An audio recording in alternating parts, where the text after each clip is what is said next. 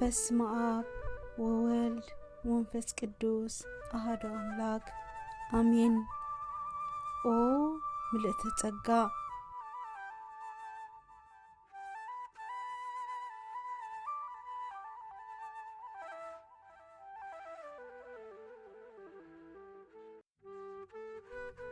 ኪዳንኪ ህያዊው ንውልድ ወለዶ ደስታ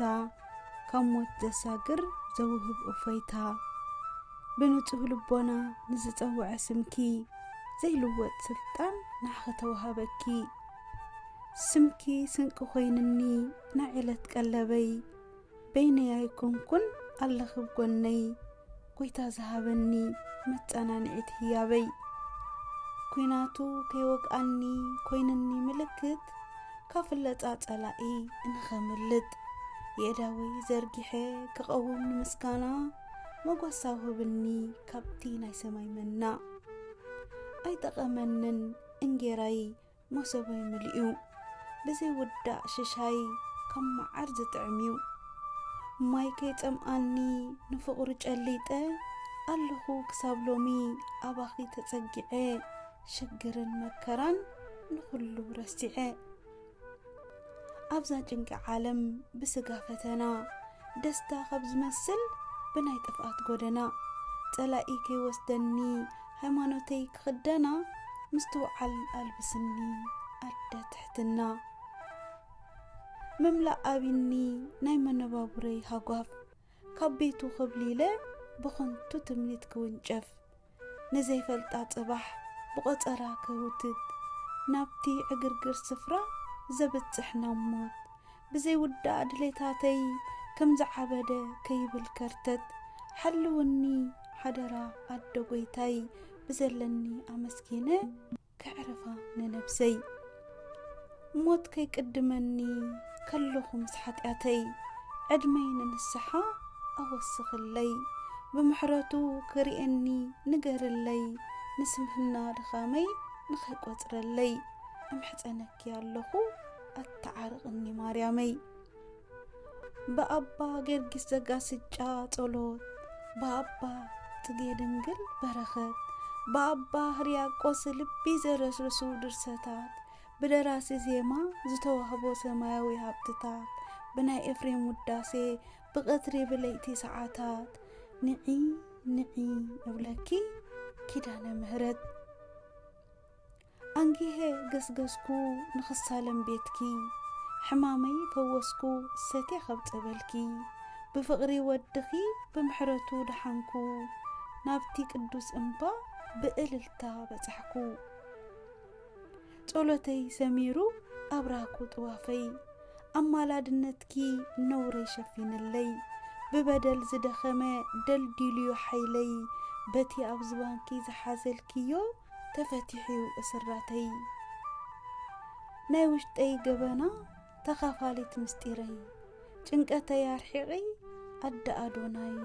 ሓቅን መንገድን ህይወትን ስለ ዝሓቆፍኪ ውሽጣዊ ዕረፍቲ ዝደሊ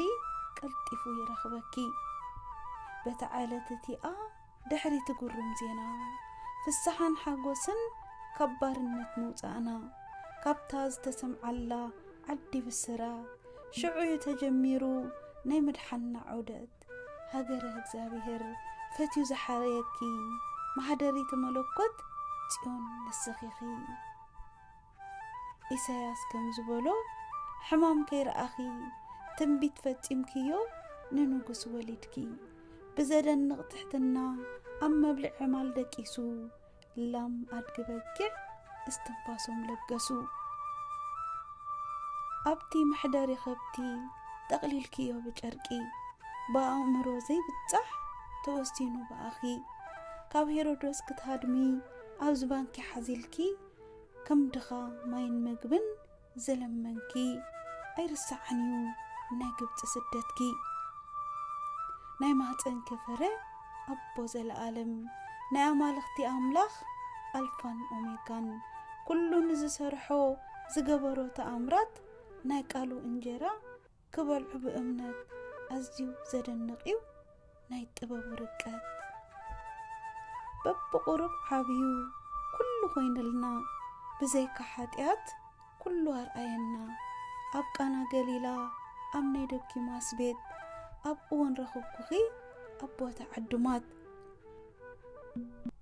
ሰማያዊ ኣቦ ገዛኤ ዓለማት